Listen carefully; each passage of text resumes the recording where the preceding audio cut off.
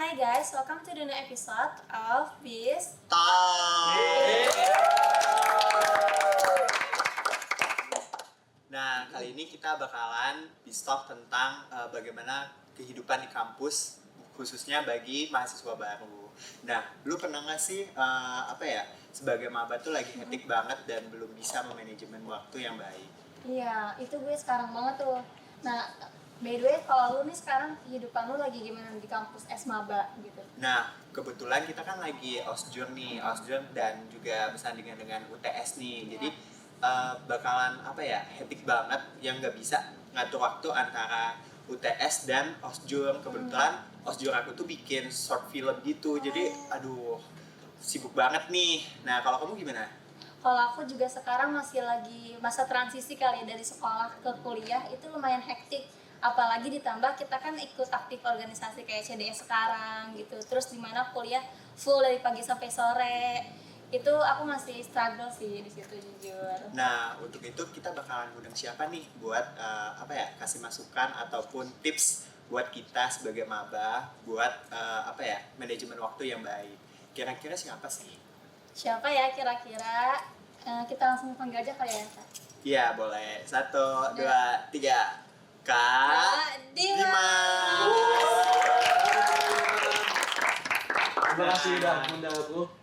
Nah, Kak Dimas sendiri itu tuh mahasiswa di Universitas Indonesia. Beliau Vice Manager dari Controller CDS UI dan beliau juga aktif katanya di DPM UI, guys. Wow. Oke, halo Kak Dimas. Halo Dimas. Kak Dimas apa kabarnya Kak? Alhamdulillah, baik. Baik. Kalian gimana? Baik juga kabar? Baik. Alhamdulillah, Alhamdulillah. baik, sehat. Siap. Sekarang lagi sibuk apa nih Kak Dimas nih? Oke, tapi mungkin sebelumnya aku pengen Oh iya. boleh. Kenalan dulu. Oke, kalau dari aku dulu mungkin pribadi, nama aku Dimas Irsyad, biasa dipanggil Dimas. Aku dari VIA, jurusannya yang buat bisnis piagam angkatan 2023. Nah, mungkin dari teman-teman aku mau kenalan juga nih, kamu namanya siapa aja dari mana gitu. Nah, kalau aku kenalin Kak, aku Restu dari Produksi Media angkatan 25. Oke, Restu. Aku Nazwa dari FT25. Oke, Nazwa dan juga Restu. Ya. Oke, mungkin tadi ditanya sama Nazwa ya Iya. terkait kesibukan akhir-akhir ini, bukan akhir-akhir ini, selama setahun ini mungkin kesibukannya apa aja. Dari bulan Januari sampai sekarang aku lagi aktif di 3 organisasi. Wow. Antara lain, alhamdulillah banyak banget. Yang pertama adalah Student Exchange, kalau teman-teman tahu. Yang kedua CDS, di sini sebagai controller, dan juga yang ketiga di DPM UI. Sama mungkin kesibukan lainnya, per bulan Juni kemarin aku sama teman-teman lagi ngerintis usaha baru. Jadi kayak nge-handle usaha dan juga 3 organisasi ini sih teman-teman.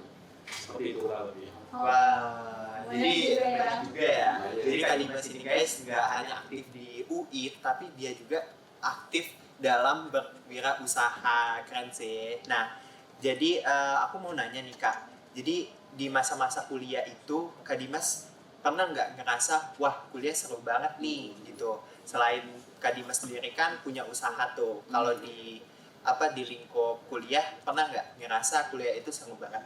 Oke, siap. Mungkin kalau ditanya apakah kuliah seru banget atau gimana, di sini aku mau jelasin dulu latar belakang gitu ya. Mungkin kalau teman-teman sebelumnya aku tanya dulu, kalian dari SMA mungkin udah bertujuan kuliah di UI atau gimana? Jujur kalau dari aku dulu ya, kalau aku belum sih sama sekali. Belum sama sekali. Belum kepikiran. Kepikirannya baru waktu di kelas Iya, 12. pas udah di akhir-akhir. Kalau kamu? Nah, kalau aku di kelas 11 udah kepikiran, tapi pertama itu belum mau ke UI gitu loh Kak. Kayak kan UI itu tinggi banget kan, jadi perkiraannya itu belum pernah sampai ke UI dan ternyata alhamdulillah aku sekarang di UI gitu. Oke.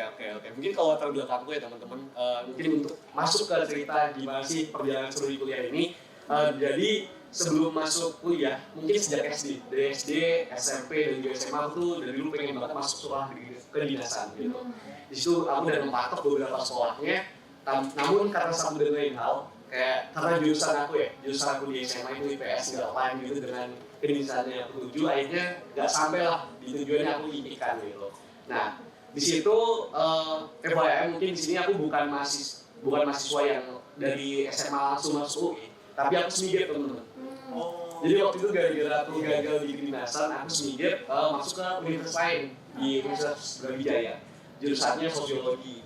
Nah cuma karena cita-cita dari kecil ya, yang aku bilang dari SD itu pengen masuk dinasan, aku coba lagi ke depan. Cuma di situ aku bikin plan kedua, kalau misalnya seandainya ketolak lagi, paling nggak aku pengen keterima di top 3 university. Dan itu udah masuk, alhamdulillah keterima di UI sampai sekarang. Dan kalau ditanya keseruannya apa, mungkin apa ya? Kuliah ini sebenarnya bukan plan aku yang dicita-citakan dari kecil gitu. Keseruannya justru kuliah ini banyak banget hal-hal lika-liku dan juga dinamika yang aku alami gitu. Kenapa?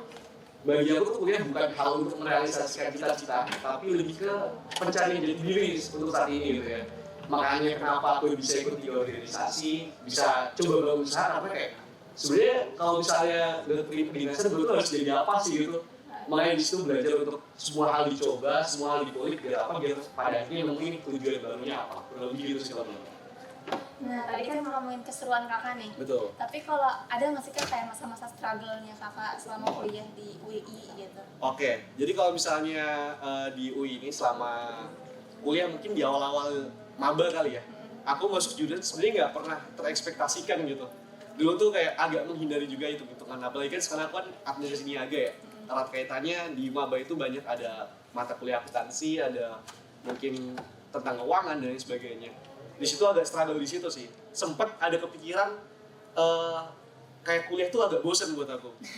Jadi kayak akademis kayak misalnya sekalipun kita dapat nilai bagus, di situ kayak ngerasa kayak buat apa gitu. Kalau dulu kan SD, SMP, SMA pengen dapat nilai bagus biar masuk ke jenjang selanjutnya ya. Kalau sekarang kayak ya udah nilai bagus aja sampai pada akhirnya kayak buat ngehadapin itu ya aku ikutlah banyak kesibukan itu, organisasi, panitiaan dan sebagainya. Di situ sih struggle-nya kayak rasa ada kehampaan tersendiri di kuliah gitu, kayak tujuannya buat apa dan sebagainya gitu sih di awal-awal. Nah, dari cerita yang kakak tadi bilang, kakak pernah nggak sih kalau kayak apa ya, habis UTS tuh kan, kayak aduh gue kayaknya untuk kalau misalnya diulang UTS itu kakak mau semester itu mau kayak gimana, atau ada plan yang lebih baik buat di semester itu? Oke, biar UTS-nya maksimal intinya. Yes, betul. Oke. Kalau dari aku pribadi, kalau belajar, kebetulan dari yang udah-udah, aku tuh orangnya sistem kebut semalam teman-teman. Pada akhirnya nggak nyantol gitu ya. Jadi kayak belajar seadanya, ya kan dulu nyiapin aja. Tapi kan kalau nggak semua matu bisa nyiapin ya. Ada matu yang harus ngitung dan sebagainya. Nah mungkin buat teman-teman, khususnya mahasiswa baru, mungkin yang lagi coba untuk cari cara belajar, menurut aku tuh bisa dicicil. Jadi kayak ini aku dapet ilmu juga dari salah satu seniorku di SMA dulu. Dia lulusan FEB angkatan 2020. Cara belajarnya gimana? Jadi cara belajarnya itu sebelum dia kuliah, dia udah baca dulu nih PPT dari tahun sebelumnya yang ada di SAP itu gitu ya, di pertemuan itu. Baca dulu PPT secara garis besar, jadi kamu bakal tahu nanti waktu di hari H bakal bahas apa aja. Nah, waktu di hari perkuliahan tinggal dengerin dosen aja. Jadi fokusnya dosennya, karena kan kamu udah tahu ya, tinggal insight baru sama pendalaman materi. Nah, nanti kalau udah selesai baru diulas balik gitu. Ketika kamu ngalami 3 metode itu, belajar sebelum, belajar saat mendengarin dosen sama setelahnya bakal lebih nangkap gitu. Jadi waktu UTS kayaknya nggak perlu belajar sampai malam-malam lagi. Jadi nggak belajar pun udah aman, mungkin tinggal ulas kembali. Itu sih tipsnya mungkin. Wah guys, jadi ada beberapa hal yang dibilang sama Kak Dimas itu, kita tuh sebagai maba itu jangan tim yang SKS ya Kak. Nah, karena SKS itu nggak bakalan nyantol sama sekali di otak kalian. Nah, di sini Kak Dimas bilang kalau kalian tuh harus review dulu materi yang sebelumnya, biar apa yang diberikan sama dosen itu bisa kita ketahui yang lebih dalam dan bisa menjawab pertanyaan dari dosen tersebut. Betul. Nah, selanjutnya Itu kan misalnya nih kan kakak banyak banget kesibukannya kan, dari ikut organisasi, terus tadi fokus akademik juga. Nah itu cara kakak bisa manage waktu sebanyak itu tuh gimana sih kak? Itu pusing nggak sih kak sebenarnya alurnya? Oke, siap. Mungkin aku mau nanya juga, kalian sekarang lagi sibuk apa aja? Kalau aku sendiri sibuk kuliah sama organisasi ini aja sih. Di chat. Kalau kamu? kalau aku lagi sibuk osjur, UTS sama chat juga sih. Oke, kalau ditanya mungkin ini ngarahnya ke manajemen waktu, prioritas dan sebagainya. Oke. Kalau di sini sebenarnya kalau ditanya manajemen waktu pasti itu dikulik banget lah soal menjaga semua ini biar terkendali gitu kan. Ya teman-teman kayaknya nggak perlu gue ajarin di sini kayak caranya gimana manage waktu dengan baik, kayak banyak lah di YouTube toolsnya, tipsnya dan sebagainya. Dan yang jelas sih kalau dalam hal itu yang perlu dipertimbangkan adalah prioritas gitu. kalau misalnya kalian ikut banyak kegiatan, kalau kalian tahu prioritas yang harus kerjain duluan, pasti akan terselesaikan satu persatu gitu kan. Kecuali kalau misalnya kita nggak punya prioritas, ya buyar aja gitu. Nah, di sini kalau dari aku pribadi cara ngebaginya gimana, di sini aku emang udah nentuin prioritas dan juga nentuin tujuan gitu. Mungkin flashback sama yang aku bilang di awal tadi, kalau misalnya sempat ada kejenuhan untuk belajar gitu lah. Pada akhirnya pelarian dan juga cara belajar aku di kuliah adalah dengan ikut organisasi dan pengalaman gitu. Nah, prioritasku di situ aku sempat pernah ada di tahap dimana mungkin kalian kalau wawancara ditanya gitu ya, skala prioritasnya apa gitu kan, yang satu dan lain sebagainya. Pernah ada fase di mana organisasi dan panitiaan itu prioritasnya di pertama, baru akademik gitu. Pernah ada di fase kayak gitu. Jadi mungkin ketika dihadapkan sama kegiatan-kegiatan organisasi sama kegiatan di akademik, kelari dulu yang ada di prioritas pertama.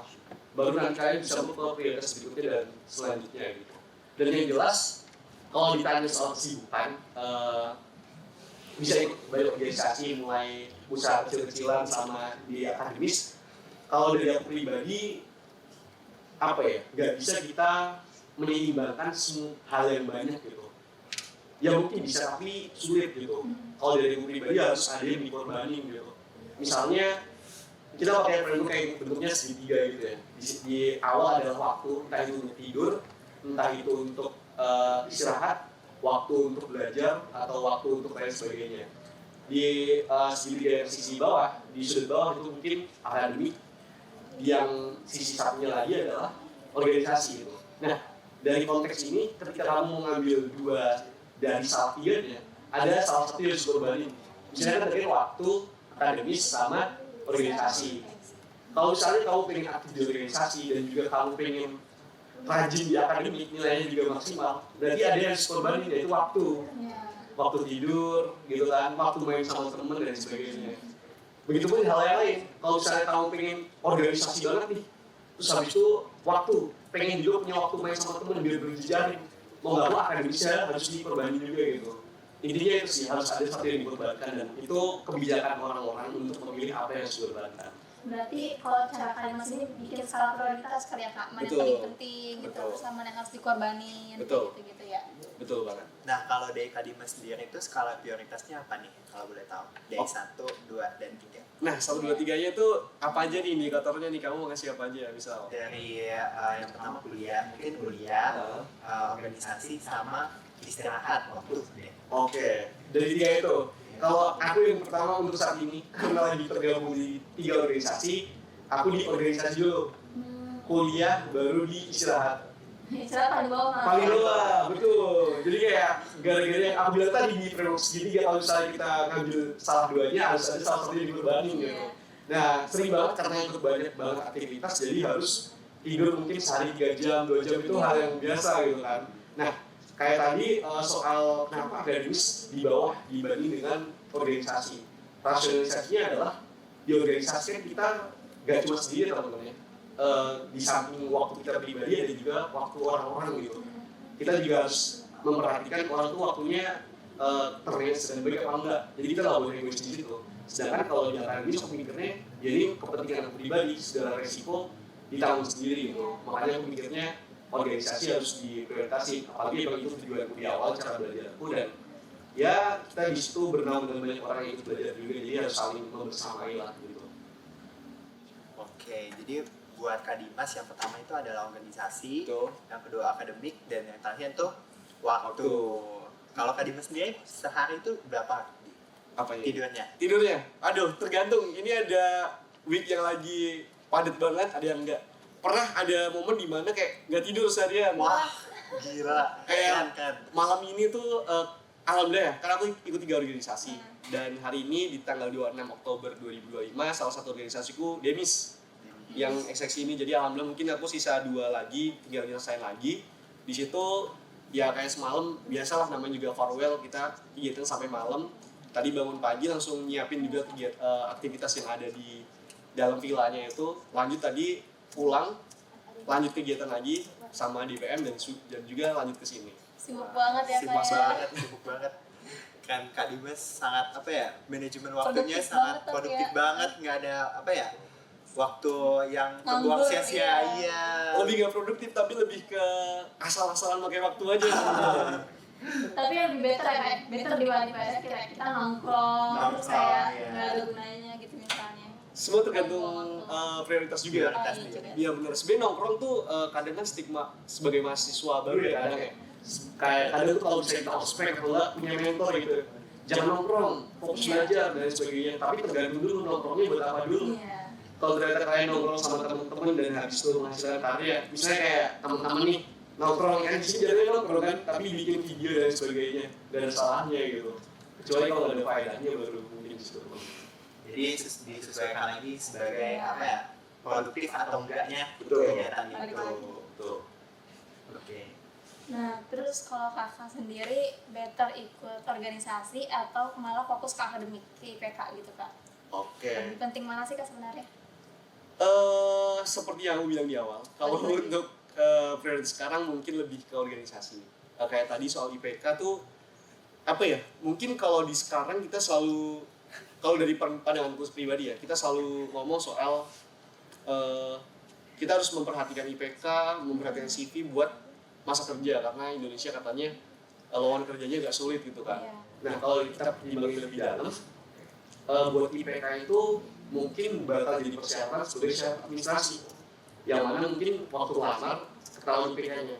Tapi kalau untuk nanti kalian wawancara atau mungkin ada LGD, FGD gitu, itu semua soft skill dan juga hal-hal yang kalian dapetin dari organisasi itu kan. Kayak misalnya LGD ntar kalian dikasih case gitu suruh menyelesaikan masalah itu kan masalah-masalah di internal organisasi bisa dikasih itu kan karena kalian udah terbiasa nyelesain gitu kan. Jadi mungkin fokusku di samping akademik tadi lebih memprioritaskan organisasi untuk saat ini. Untuk saat ini. Oke, untuk Kak Dimas sendiri kan dari kegiatannya cukup padat nih. Betul. Nah, hal apa atau motivasi apa yang dipegang teguh sama Kak Dimas buat tetap produktif dan aktif di Universitas Indonesia? Oke, sebenarnya kalau biar hal apa yang biar lebih aktif, kenapa di UI harus tetap ikut semua kegiatan? Yang pertama mungkin ya gak cuma aku ya, kalian berdua kan juga mahasiswa UI gitu. Kita masuk UI aja udah privilege gitu teman-teman. Maksudnya kayak banyak fasilitas, banyak hal yang sebenarnya bisa kita manfaatin. Dalam artian fasilitas di sini nggak harus berupa material ya. Bisa jadi kayak kita punya kenalan nih, ya aku bisa kenal kalian berdua itu juga sebuah fasilitas yang diberikan UI gitu. Belum tentu aku belum tentu aku bisa kenal orang-orang yang bisa ngebangun podcast kayak gini gitu kan. Jarang-jarang mungkin di universitas lain mungkin ada yang nggak ada atau mungkin yang fasilitasnya nggak segacor di sini lah ibaratnya gitu. Nah, satu hal yang perlu di dari sebagai kenapa harus terus termotivasi adalah rasa bersyukur aja teman-teman. Nah mungkin balik lagi kayak tadi kan gagal di impianku tapi alhamdulillah dikasih sama Allah soal masuk UI gitu. Jadi kayak udah dikasih UI masa nggak dimanfaatin dengan maksimal sih, kayak gitu sih, sesimpel itu teman-teman. Jadi Kak Dimas tuh kayak mensyukuri apa yang udah diberi Iya. sama Allah. Ada kata pepatah itu katanya setiap hal yang diberi sama Allah itu pasti ada hasilnya di baliknya. Luar biasa, seperti itu teman-teman. Betul. Oke, jadi dengan kegiatan yang sangat sibuk, Kak Dimas pernah nggak sih merasa kayak burn out atau demotivasi dari kegiatan-kegiatan yang udah Kak Dimas lakukan sebelumnya? Pastinya ngalamin banget ya. Mungkin di sini aku nggak bakal kayak ngeliatin orang yang wah gue ini orang yang produktif bisa ngasih bisa memanage waktu dengan maksimal. Enggak teman-teman. Sesibuk-sibuknya orang, seaktifnya orang pasti akan ada rasa demotivasinya gitu. Tapi mungkin nggak ditampilkan dan lain sebagainya. Pasti banget di organisasi bahkan aku pernah ada di fase kayak menghilang gitu. Ya orang mungkin nganggapnya mati gitu ya. Dan menurutku mati ini wajar. Kadang orang tuh butuh waktu istirahat gitu. Aku pernah ada di fase kayak misalnya menjelang seminggu atau 2 minggu karena butuh istirahat dulu. Tapi itu mungkin di awal-awal dulu waktu penyesuaian. Makin kesini aku merasa lebih aman karena apa? Kebetulan di perkuliahan ini aku dapet peer yang luar biasa lah, yang saling menguatkan dari sisi semangat maupun dari sisi spiritual gitu. Jadi di VIA itu kita dikasih fasilitas kayak mentoring gitu teman-teman. Mentoring kita ada mentornya di mana di situ kita tuh bahasanya nggak seputar akademis tapi lebih kehidupan pada umumnya, kehidupan sehari-hari dan juga kayak ada masukan-masukan dari mentor gitu. Jadi ketika gue ngerasa kayak lagi capek banget organisasi dan balik ke kegiatan mentoring kayak ngerasa dibimbing aja. Oke, nggak apa-apa, kesini dulu, ntar rehat sejenak, baru lanjut ke step-step berikutnya, kayak gitu sih. Nah, tadi kan berarti ada masa-masa burnout-nya Kak. Itu kan kalau cara Kakak itu rehat sejenak. Betul. Nah, selain rehat sejenak kayak misalnya diem di rumah, itu ada aktivitas lain nggak sih Kak yang suka Kakak lakuin? Waduh, kalau aku pribadi, mungkin banyak hal untuk menangani ini ya teman-teman. Kayak aku tuh dulu suka banget lari. Ya mungkin karena dulu kayak masuk dinasan suka lari, terus sempat juga aktif di naik gunung, beberapa kali aku naik gunung. Tapi karena kesibukan ini, setahun ini belum naik gunung lagi gitu. Kangen gak tuh? Kangen banget. Jadi kayak dulu tuh kalau misalnya lagi capek banget, kalau nggak lari, olahraga, ya coba naik gunung gitu kan buat nge-refresh semuanya. Cuma tahun ini mungkin menjadi salah satu tahun yang paling berat buat aku ya di dinamika organisasi ini. Kenapa? Karena satu aku ikut 3 organisasi, yang kedua waktu liburan kemarin itu nggak sempet aku pakai buat jalan-jalan. Jadi benar-benar full proker dan sebagainya, sampai ngerasa kayak wah lepas semua gitu. Lepas semua. Untuk wishlist naik gunung apa nih Kak? Insya Allah nanti akhir tahun mungkin ya, aku pengen ke Argopuro. Insya Allah. Wah, ikut. Boleh nggak sih? boleh. Jadi teman-teman boleh coba juga di Bogor itu kalau mungkin sekarang lagi tren ya naik gunung kayak yang kecil-kecil bukit gitu, ada bukit Panisan, mungkin kalau mau coba Tawang Ratu, kayak coba dulu aja kayak hal-hal kayak trekking dan sebagainya. Karena itu pengalaman baru sih buat aku, nggak cuma buat refresh tapi kayak lebih ketemu orang-orang baru dan juga bisa lebih kenal sifat asli orang di situ. Keren sih. Nah, untuk gunung-gunung yang pernah Kakak daki atau naik itu apa aja sih sebenarnya? Oke, kalau yang aku udah daki, aku pernah di Gunung Ciremai, terus pernah di juga Gunung Gede, terus kemarin sempat di Sindoro Sumbing, dari Sindoro langsung ke Sumbing, terus sempat juga waktu di Jawa Timur, waktu di Malang, kayak Gunung Panderman, Butak, dan juga kayak gunung-gunung kecil lainnya gitu sih. Gimana? Untuk gunung yang gede-gede itu apa sih Kak? Yang gede-gede? Iya. Oke, yang pertama mungkin tadi, ini pendakian pertama aku waktu itu diajak sama temen SMA, kebetulan dia udah berpengalaman lah, diajak ke Gunung Ciremai langsung. Itu kurang lebih 3.000 ketinggiannya, habis itu ke Gunung Gede, sama kemarin mungkin Sumbing kali ya, Gunung Sumbing itu 3.000 sekian juga. Nah, selain naik gunung sama lari, katanya Kak Dimas ini sering juga mencari spot hidden gem nih, kayak di UI, di dalam UI nih atau di luar UI nih. Kira-kira menurut Kak Dimas di mana aja sih hidden gem yang pernah Kak Dimas kunjungi? Oke, mungkin sebelum itu aku mau nanya kalian dulu. Kalian selama 3 bulan di UI udah kemana aja? Belum kemana sih. Belum kemana-mana. Cuma bolak-balik kelas, kosan gitu-gitu. Kantin udah ke kantin mana aja? Kantin semua sebelum apa ya? Fakultas itu belum semuanya. Belum semuanya. Ya. Kalau perpustakaan? Perpustakaan pernah, sering. Ya. Oke. Di UI ini kalau dari pengalamanku pribadi banyak hal yang kayaknya hidden gem tapi kita tuh nggak sadar. Oh ternyata di UI ada tempat kayak gini gitu ya. Mungkin kalau kalian ngerasa bosen kayak belajar di fakultas, ngerasa bosen kayak di tempat itu aja tugasnya, banyak banget tempat belajar yang rasanya nyaman. Mungkin kalau sekarang di perpus kan aslinya agak panas tuh kalau di perpus. Panas nih. Kalian bisa coba-coba kayak misalnya di ruang baca psikologi. Itu nyaman banget, kayak tempatnya kayak cepat banget juga, jadi kayak secara psikologi juga ya. Kayak tenang aja bawaannya, nggak ada hal-hal yang negatif di situ.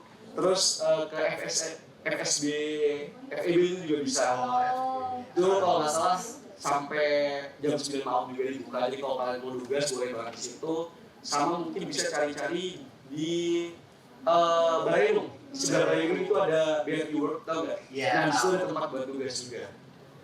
Kalian boleh coba di situ, dan mungkin untuk kantin aku saranin banget untuk coba satu-satu. Semuanya cobain. Di samping kalian coba makanan enak, kayak apa ya? Kalian akan tahu culture setiap fakultas gitu. Oh, kalau misalnya MIPA nih orangnya kayak gini. Oh, kalau di VIA kayak gini dan lain sebagainya. Rekomendasi kantin dong Kak. Yang mana dulu nih, makanannya atau apa? Makanannya yang paling enak. Kalau dari aku pribadi, aku sebenarnya paling nyaman ya di Takor mungkin ya. Takor tuh kayak lengkap aja gitu jenisnya. Ayam bakar ada, mungkin nasi aul dan sebagainya ada. Tapi kalau mungkin yang makanan harus coba, kalian boleh banget ke FIB di Mas Roni, itu wajib banget dicoba. Berarti guys, dicatat Dicatat teman-teman semuanya. Calon maba. Calon maba boleh. Calon maba. Oke. Kalau top one tempat belajar sport yang kayak paling kakak suka banget gitu di mana kak? Oke, kalau sebenarnya kalau paling suka secara keadaan nyaman, tadi aku bilang ruang belajar psikologi itu enak banget, nyaman banget. Tapi akhir-akhir ini kalau mungkin lagi capek kali ya, aku tuh suka banget ke perpustakaan Fasilkom. Pernah dengar ada perusahaan Fasilkom? Baru tahu. Belum pernah. Jadi Fasilkom itu ada dua gedung ya, Iya. ada gedung baru dan gedung lama. Nah di gedung lamanya itu di area gedung yang bulat itu, kalian boleh masuk di lantai 1, di situ ada perpustakaan. Enaknya itu perpustakaannya sepi banget. Jadi buat kalian yang pengen fokus, pengen nugas tanpa ada distraksi lain, di situ enak banget. Hidden gem berarti. Hidden gem dan juga wifi-nya luar biasa kencang. Luar biasa kencang. Luar biasa kencang. Nggak ada lagi tuh drama yang apa ya? Rumah Wifi hilang, Keluar dari Zoom. keluar dari Zoom. Gitu kan. Ya maaf bu, sinyalnya memuat. Oke, jadi untuk selanjutnya mungkin itu kan dari hidden gem-nya Kak Dimas nih, tapi Kak Dimas nih katanya punya bisnis Oh, juga. iya. Iya. Bisnis apa tuh Kak? Oke teman-teman, jadi apa ya? Seperti yang aku bilang awal ya, aku kan di samping organisasi lagi ngejalan bisnis juga. Aku sekarang lagi bikin bisnis photo booth teman-teman. Wih, foto booth. Sebenarnya konsepnya bukan foto booth yang kotak gitu ya, yang Iya. box gitu, tapi lebih ke foto studio. Oh. Jadi ibaratnya kayak kalian foto di studio gitu, tapi kayak portable aja, sesuai pesanan bisa dibawa kemana-mana kayak gitu. Sebenarnya. Itu di mana tuh kak spotnya? Nah kalau spotnya sendiri kita tuh bukan yang menetap, jadi kita tuh kayak panggilan, misalnya kalian Keliling lagi berarti. keliling betul. Misalnya lagi ada bazar nih di Visip atau enggak di Via atau enggak bazar di Vokasi misalnya lagi buka booth kita kayak beli booth di situ gitu. Atau enggak kita juga terima jasa kayak panggilan, misalnya lagi ada seminar atau mungkin kalian lagi ada sidang kelulusan gitu, butuh foto-foto, dan biasanya kita dipanggil di area-area kayak gitu sih. Boleh spill tuh kak nama bisnisnya apa kak? Boleh banget dicatat di IG @nafstudio.id. At Studio guys, dicatat tuh. Nah, untuk bisnis itu udah lama atau baru merintis nih Kak? Baru banget merintis, kita baru running kemarin dari bulan Juni 2025 ini. Wih, Oh, baru baru banget banget tuh. Nah, itu juga kita ngebentuknya itu dari circle yang aku bilang tadi di tengah itu, soal mentoring tadi ya. Iya. Jadi kan di dia yang aku bilang ada fasilitas dari fakultas buat mentoring gitu. Mentoringnya ada mentor juga dan sebagainya, dan disitu aku ketemu sama teman-teman yang satu frekuensi lah gitu, dari segi obrolan, jokes dan sebagainya, sampai pada momen di mana mungkin karena kita ngerasa udah tua gitu ya, kayak pengen dong kayak ngasilin uang, dan pada akhirnya kita berembuk berlima di situ, ditambah satu lagi personil bikin studio kayak gitu. Dan alhamdulillah sampai sekarang masih lancar, dan besok tanggal 1 insya Allah ada job lagi gitu. Wah, keren. Lalu tuh Genzi langsung merapat. Merapat ke foto booth-nya Studio. studio Kak Dimas, guys. Nah, mungkin sebagai closing statement kita hari ini, mungkin Kak Dimas bisa menyampaikan tips atau apa ya, kata-kata motivasi buat teman-teman, khususnya calon maba atau mahasiswa baru, ataupun mahasiswa-mahasiswa yang lagi membutuhkan apa ya, kata-kata motivasi nih. Oke. Mungkin kalau dari aku pribadi, ini mungkin berkaca dari latar belakangku juga ya. Mungkin barangkali di UI atau enggak di sekitar kita lah, banyak mungkin orang yang nggak sesuai dengan keinginannya. Kayak misalnya pengen di fakultas apa, dapetnya di fakultas apa, pengen di universitas mana, dan universitas mana. Nah, dari hal tersebut sebenarnya bisa kita simpulkan adalah selalu ada misteri di balik hal-hal yang udah ditetapin gitu. Bahkan aku tuh dari dulu gak pernah nyangka kalau misalnya masuk UI, karena itu bagian dari misteri yang ditetapkan gitu kan. Nah, buat teman-teman mungkin yang belum kesampaian untuk masuk universitas impiannya, yang belum kesampaian untuk masuk tujuannya, gak apa-apa, jalani dulu. Dan di universitas ini adalah tempat kita untuk berkarya sebebas-bebasnya gitu. Gak ada batasan, ibaratnya kalian coba hal baru, ikut organisasi mana aja, ikut UKM, itu privilege juga buat kalian, dan kalian bakal ketemu orang-orang yang beragam di situ. Jadi mungkin pesan buat teman-teman mahasiswa baru ya, lebih ke aktif aja, jangan segan-segan untuk ikut organisasi. Mungkin di sana ada stigma kayak nggak usah ikut organisasi, gak dibayar gitu, nggak usah didengerin, karena kalian di UI teman-teman dan fasilitasnya sangat luas, harus dimanfaatin di situ. Dan yang kedua, yang jelas tentukan tujuannya. Jadi kalau aku tadi mungkin karena belum ada tujuan, aku harus mencari jati diri kembali, dan teman-teman dari awal coba cari tujuannya. Misalnya kalian pengen jadi consulting gitu, aku pengen hidup di dunia consulting. Dari awal udah ditetapin, ikut organisasi, ikut lomba BCC dan lain sebagainya. Pun dengan tujuan-tujuan yang lain. Pokoknya kalau kalian udah tetapin tujuan di awal, enaknya buat step-step tadinya bakal lebih lancar kayak gitu sih. Nah, jadi guys itu apa ya? Closing statement dari Kak Dimas dan tips-tips dari Kak Dimas buat calon maba ataupun mahasiswa baru dan juga teman-teman mahasiswa yang lain yang sedang membutuhkan asupan kata-kata motivasi nih, karena biar nggak demotivasi kan. Ya betul. Jadi teman-teman untuk Bistalk kali ini gimana sih Kak? Bisa di-cut nggak? Bisa. Aku bingung. Nadira. Aku tambahin dulu. Nadira, closingnya gimana Nadira? Ini gimana? Bentar, aku lupa. Lalu Sunda. Bentar lupa. Jangan lupa. Udah basa-basi kan? Udah. Ini terakhir. Iya, Episode terakhir. Iya. Episode terakhir. Belum thank you. Belum. Thank you gitu. Belum thank you ke Belum, Kak maksudnya Dimas. ini episode terakhir kan? Enggak lah, nanti kan ada kan seterusnya yang di bawah kita terusin. Iya, yang kita nerusin nanti kita. Sampai jumpa di Iya, episode Bistalk sampai selanjutnya. jumpa. Iya, sampai jumpa di episode Bistalk selanjutnya. Dadah. Nah, thank you buat Kak Dimasnya di mana Kak? Ya gitu, thank you, terima kasih Mas Dimas Terima kasih. sudah. Sebelumnya nggak sih kayak makasih dulu kalian, habis itu baru. Jangan lupa like, subscribe gitu. Oke. Dari ini nggak apa-apa, dari tadi nanya pesan-pesan dari itu nggak apa-apa biar ngalir. Oke, terima kasih Mas Dimas sudah kasih kesan-pesannya kayak gitu. Udah Udah. lo ya, pulang ya. Iya, gue malah nggak apa-apa, santai aja. 3, 2, 1. Nah, mungkin closing statement nih buat Kak Dimas. Kira-kira mau nyampain apa nih buat calon maba atau mahasiswa baru ataupun mahasiswa yang lagi membutuhkan kata-kata motivasi nih, Kak? Oke. Mungkin kalau dari aku, waduh, kalau dibilang ini kayaknya aku bijak banget gitu ya. Aku kasih sedikit aja dari pengalaman pribadiku sebelumnya. Mungkin dari teman-teman yang tujuan awalnya belum tercapai, dari SMA pengen di fakultas apa, dapetnya di fakultas lain atau universitas A ke universitas B ternyata, dan tujuan lainnya itu nggak apa-apa, kalian jalanin terus karena akan selalu ada misteri di balik ketetapan-ketetapan yang udah ada gitu. Dan yang jelas ketika kalian udah masuk di kampus, ini adalah wadah laboratorium hidup kalian gitu. Kalian bebas mengembangkan minat kalian, bakat kalian, coba hal baru yang mungkin belum pernah dicoba sebelumnya gitu.